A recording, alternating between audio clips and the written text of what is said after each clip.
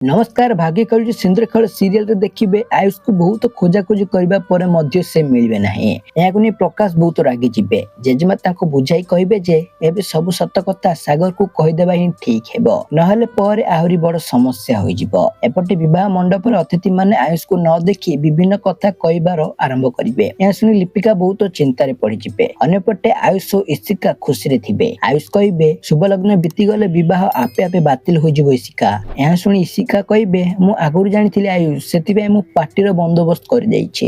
एपटे लिपिका मने मने आयुष को मने पकाई तांको सुरक्षार प्रार्थना करिवे एवं एक स्वप्न देखिबे जेउथिर आयुष आसी तांको हाथ धरि कहिबे जे से केबे भी तांको हाथ छाड़िबे नाही, किंतु पर मुहूर्त तांको स्वप्न भांगी जिवो। याकु देखि लिपिका आहुरी भांगी पड़िबे। शेषरे प्रकाश सागरଙ୍କ पाखु जे हाथ जोड़ी क्षमा मागिबे। या देखि समस्ते आश्चर्य होजिबे। तेबे दर्शक बंधु आपन को लागुची आयुष ठीक समय रे कोन लिपिकाଙ୍କ सह विवाह करिबे ना इशिकार योजना सफल हेबो? आपन को मत कोन कमेंट जणांतु। आ ए वीडियो टी भल लागिथिले गोटे लाइक आ चैनल टी को सब्सक्राइब कर देंतु।